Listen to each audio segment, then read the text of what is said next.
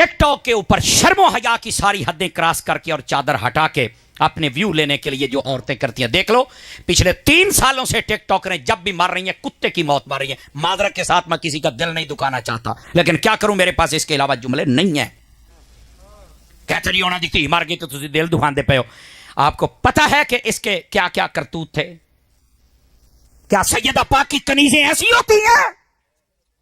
अम्मा खदीजा पाक की कनीजें ऐसी होती हैं? क्या हव्वा की बेटी ऐसी होती हैं? दरिंदों के सामने अपने आप को पेश ये खुद करती हैं, और बाद में जब गंदी मौत आती है तो फिर कहते हैं यहां पूछने वाला कोई नहीं। अपने आप को मत पेश करो ऐसे। बाकी टिकटॉकरों के लिए भी पैगाम है, शर्म और हया की चादर मत उतारो, खुदा का खौफ करो। अब उस बच्ची की शहादत के बाद एक सोशल मीडिया के ऊपर तूफान बदतमीजी बर्पा हो गया दोनों तरफ से। एक तरफ वो स्ट्रॉन्च किस्म के मजहबी लोग हैं जिन्होंने बड़े सख्त कमेंट्स किए नीचे आकर कि जी इस किस्म के कामों का यही नतीजा निकलता है, बिल्कुल अच्छा हुआ, वलियादु बिल्लाहि ताला। उसके साथ जो कुछ हुआ वो डिजर्व करती थी, उसके करतूत ही ऐसे थे, और अपने पीछे जो वो गुनाहों का एक इतना अंबार लगाकर गई है, उसे जहन्नम में जाना चाहिए। इस किस्म के जिसके मुंह में जो बात आई उसने वो करना शुरू कर दी।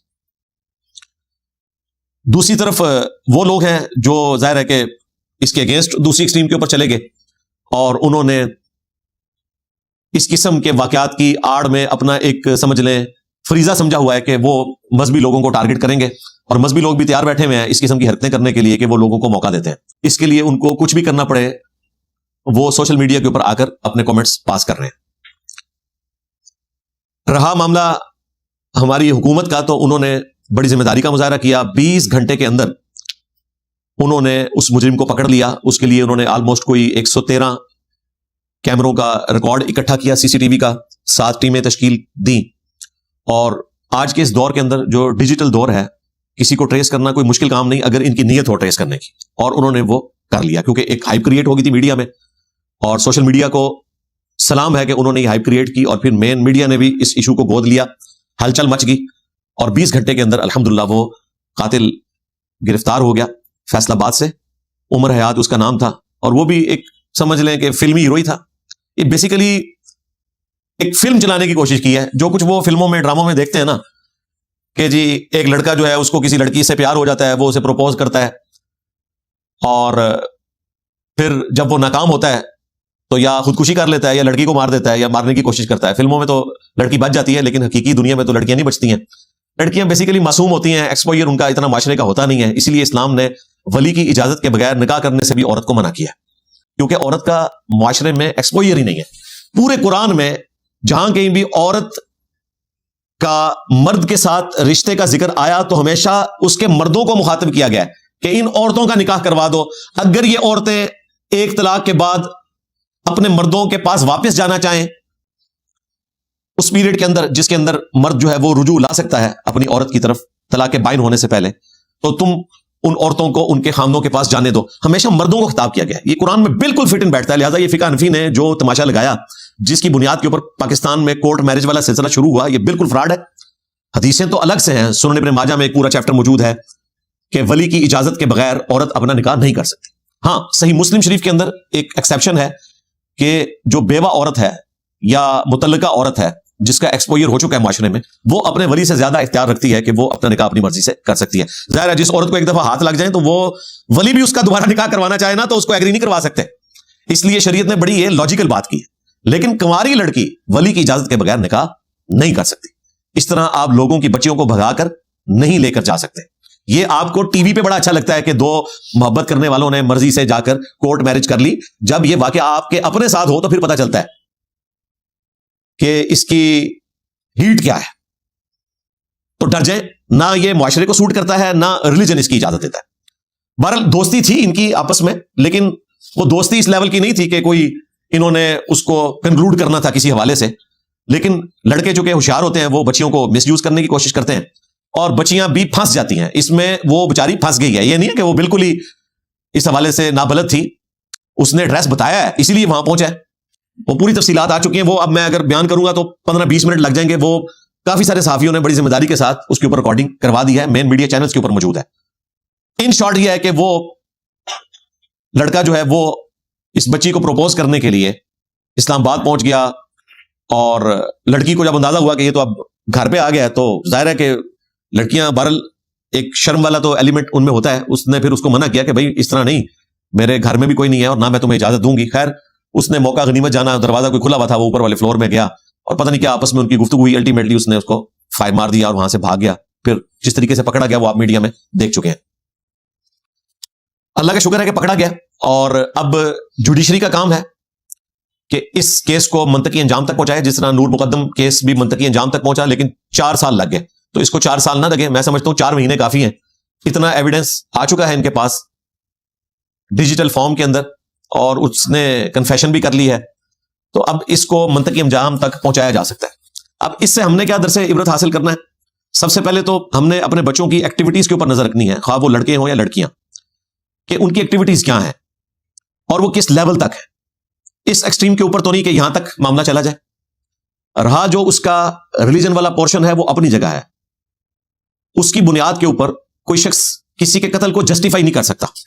اگر کوئی لڑکی ٹک ٹاک پر آتی ہے، بے پردگی کرتی ہے، تو یہ اس چیز کی جسٹیفیکیشن نہیں ہے کہ کوئی لڑکا جو ہے وہ اسے پروپوز کرنے کے لیے آئے اور وہ انکار کرے تو وہ اس کو قتل کر دے. اللہ نہ کرے یہ واقعہ کسی کالج یا یونیورسٹی کے اندر بھی ہو سکتا ہے. اب مجھے بتائیں، اگر ایک کالج یا یونیورسٹی میں لڑکا لڑکی آپس میں اس طرح کے کسی دوستی کے بندھن میں بن جاتے ہیں، اور وہ دوستی صرف ایک تعلیم کی حد تک ہے، کو ایجوکیشن کی وجہ سے، اور لڑکا جو ہے وہ لڑکی کو اپنے جال میں پھنسانے کی کوشش کرتا ہے، اس پر وہ کہتی ہے کہ میں تو تمہیں کلاس فیلو کے طور پر دیکھ رہی ہوں، میں نے کوئی تمہارے ساتھ زندگی تو نہیں گزارنی، اور وہ غصے میں آ کے اسے فائر مار دیتا ہے، تو آپ یہ کہیں گے کہ چونکہ وہ یونیورسٹی میں یا کالج میں پڑھتی تھی اس لیے اسے فائر لگا.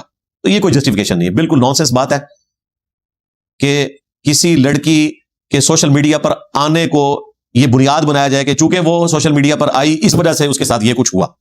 یہ بالکل غلط اپروچ ہے. کسی طریقے سے آپ کسی قتل کو جسٹیفائی نہیں کر سکتے.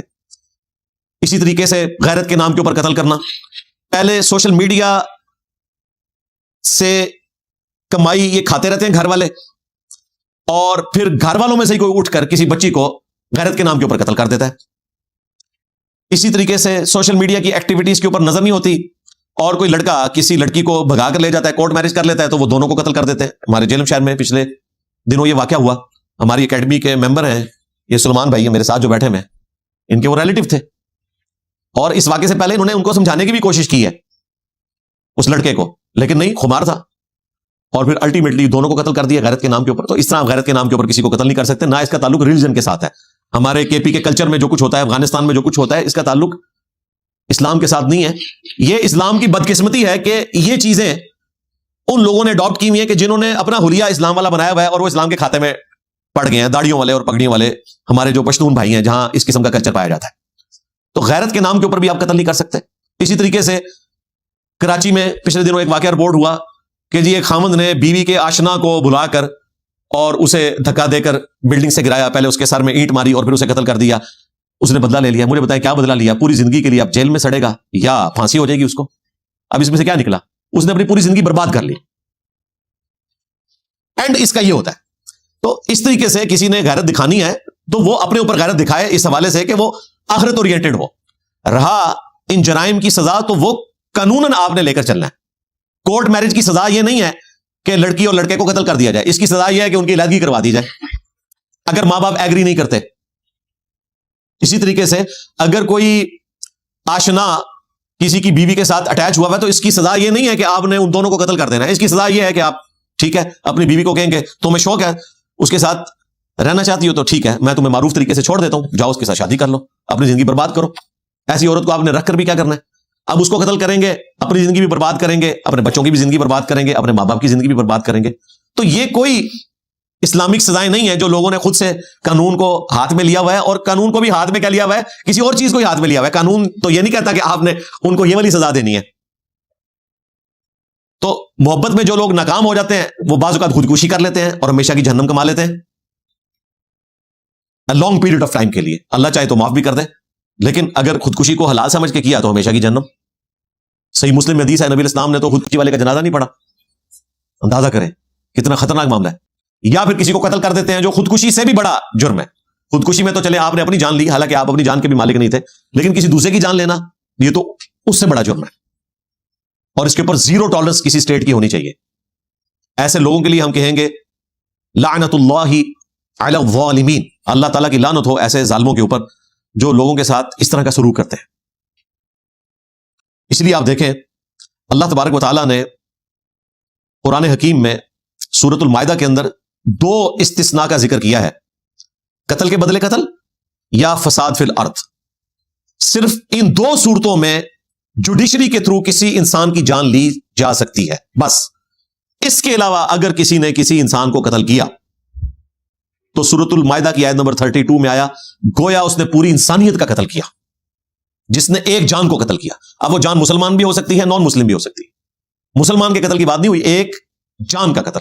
اور جس نے ایک جان کو بچایا گویا اس نے پوری انسانیت کو بچا لیا. حتیٰ کہ صحیح بخاری میں حدیث ہے، اللہ کے محبوب صلی اللہ علیہ وآلہ وسلم نے فرمایا جس نے ایک ذمی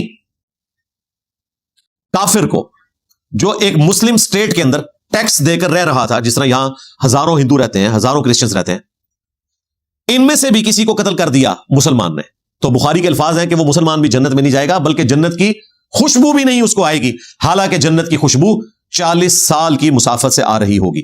قیامت کا دن 50,000 سال کا دن ہے، جب 40 سال باقی رہ جائیں گے تو اہل جنت کو جنت کی خوشبو آنا شروع ہو جائے گی. لیکن جنت کی خوشبو ایسے شخص کو نہیں آئے گی جس نے ایک کافر کو بھی مسلم سٹیٹ کے اندر ناحق قتل کر دیا. مسلمان کا قتل تو بہت بڑے لیول کا جرم ہے، ایک نان مسلم کو بھی اگر آپ نے قتل کر دیا تو آپ کے ساتھ یہ معاملہ ہونے والا ہے.